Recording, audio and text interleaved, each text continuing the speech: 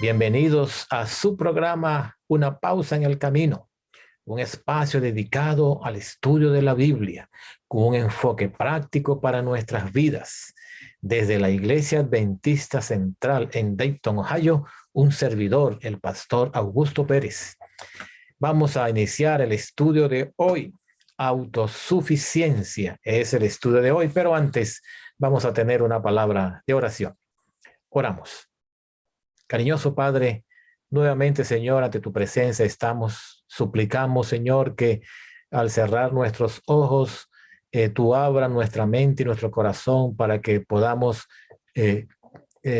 Señor, ver y sentir tu presencia en nuestras vidas y así estas maravillosas enseñanzas de tu palabra no solamente las podamos oír, sino que las podamos poner en práctica en nuestras vidas. Gracias, Señor, por escucharnos y gracias por salvarnos. Lo rogamos en el nombre de Jesús. Amén. Amén. Muy bien. Autosuficiencia. Muchas veces esto tiene que ver con nosotros también hoy día. A veces pensamos que por tener 10, 15, 20, 30 o 40 o 60 años en la iglesia, ya estamos vacunados contra el pecado y es imposible que pequemos. No, mis apreciados amigos, mis apreciados hermanos, podemos tener 40 o 50 o 60 años en la iglesia, pero en cualquier momento, si nosotros descuidamos nuestra relación con el Señor, podemos pecar. Ahí está el caso del apóstol Pedro, ¿verdad? Caminando con Jesús, estando con Jesús, y en un momento se dejó utilizar por el enemigo. Porque la salvación es una lucha de todos los días, todos los días.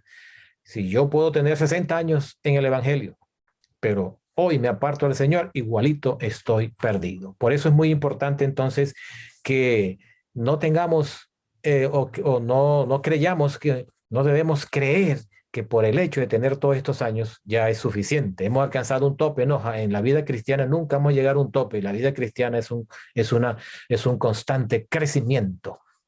Así que autosuficiencia, no seamos autosuficientes, ¿verdad? Por lo que sabemos o por los años que tengamos en la iglesia.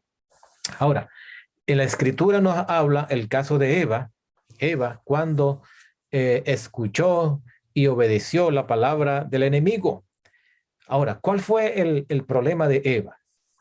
La raíz del problema era que ella creyó que tenía suficiente sabiduría para decidir por sí mismo lo que era bueno. Confió en su propio juicio y por lo tanto entonces desconfió de la palabra de Dios. Y cuando nosotros hacemos esto, nos exponemos entonces a muchos problemas. Y eso fue lo que pasó precisamente con Eva en el jardín del Edén. Ahora, la historia de Saúl nos muestra a nosotros algunos pasos que nos pueden llevar, como llevó a Saúl, ¿verdad?, a la autosuficiencia. Y la tragedia llegó rápidamente. Es que cuando los hijos de Dios se distraen o se desvían del camino del Señor, la tragedia nos alcanza rápidamente porque Satanás siempre va a estar ¿qué? Al acecho. Ahora, si vamos al capítulo 10 de Primera de Samuel, versículo 1. Tomando entonces Samuel una redoma de aceite, la derramó sobre su cabeza y lo besó y le dijo: ¿no te ha ungido Jehová por príncipe sobre su pueblo Israel? Ahí encontramos la experiencia cuando Samuel ungió a Saúl como rey de Israel, ¿verdad? Y cuando Dios nos llama a una misión, a un compromiso, a una tarea, Dios siempre nos dice lo que tenemos que hacer. Le dijo Dios a Saúl lo que tenía que hacer como rey de Israel. Claro que sí. A través de Samuel, Dios le dio todas las instrucciones a Saúl, precisamente para que fuera un rey de Dios. Ahora bien, encontramos una experiencia al inicio de la vida del reinado de Saúl, ¿verdad? Donde precisamente debía ir y destruir al pueblo enemigo. Y por su impaciencia y autosuficiencia pecó aquel día. ¿Y sabía Saúl lo que tenía que hacer? Claro, Samuel le había dado las instrucciones. Allí mismo en Primera de Samuel, capítulo 10, versículo 8, dice: luego bajarás delante de mí a Gilgal, entonces descenderé yo a ti para ofrecer holocausto y sacrificar ofrendas de paz. Espera 7 días hasta que yo venga a ti y te enseñe lo que has de hacer.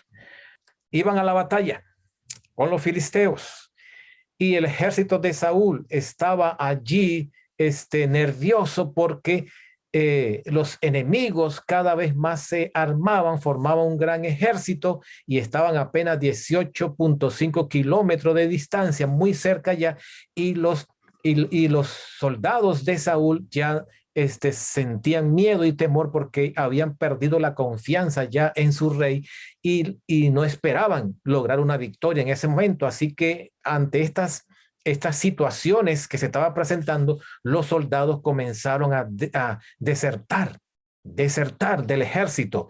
Y dice allí que Saúl reunió más de 3,000 hombres para la guerra, pero con aquella deserción solo le quedaron 600 hombres. Y Saúl entonces tomó la peor decisión de su vida, precisamente porque pensó, como dice allí la escritura, confiar más en los implementos humanos que confiar en la palabra de Dios. Ahora, hay 3 pasos que llevaron precisamente a Saúl por el camino descendente a la autosuficiencia. Primero, Saúl dijo: vi la dispersión de sus tropas y la ausencia de Samuel. En 1 Samuel 13:11 encontramos esto. Saúl estaba bajo presión y evaluó con sus propios ojos lo que estaba sucediendo. O sea, él estaba bajo presión, vio que su ejército estaba desertando, el enemigo se acercaba y entonces bajo aquella presión tomó una decisión apresurada precisamente. Número 2, Saúl pasó de vi y me dije que los filisteos lo conquistarían. En 1 Samuel 13:12, lo que vio sus ojos, sus propios ojos, dio forma a lo que vio y supuso sobre la situación. Supuso que ya se venía la desgracia, que iban a perder aquella batalla y que inclusive su propia seguridad estaba en peligro. Y número 3, Saúl pasó de me dije y me esforcé y ofreció sacrificio. Allí en 1 Samuel 13:12 dice: lo que Saúl pensó dio forma a su sentimiento. Por eso es que dice Santiago que el pecado germina en mi mente, en mi corazón, y después que germina allí, entonces viene a la existencia, da a luz el pecado, ¿verdad? Y eso fue lo que hizo Saúl. Pensó toda aquella situación, la presión que tenía, y pensó y confió más en los instrumentos y los materiales humanos que en la palabra de Dios, de esperar a Samuel, porque ya había recibido las instrucciones. Ahora, al predecir a Israel que pediría un rey, Moisés advirtió que el gobernante no debía aumentar caballos, es decir, confiar en implementos materiales para su protección, según Deuteronomio, capítulo 17 y versículo 16. Pero él no aumentará para sí caballos, ni hará volver al pueblo a Egipto con el fin de aumentar caballos, porque Jehová os ha dicho: no volváis nunca por este camino. Esto quiere decir que no confiaran en la fuerza humana, no confiaran en la espada, no confiar precisamente en los implementos materiales, sino que confiaran en Dios, porque la seguridad viene de Jehová.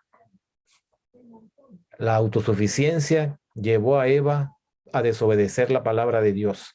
La autosuficiencia llevó a Saúl a confiar más en las cosas humanas que en la palabra de Dios. Por eso es muy importante que tú y yo hoy busquemos al Señor con humildad, con todo nuestro corazón. Dios nos bendiga y Dios nos ayude para que esto sea una realidad.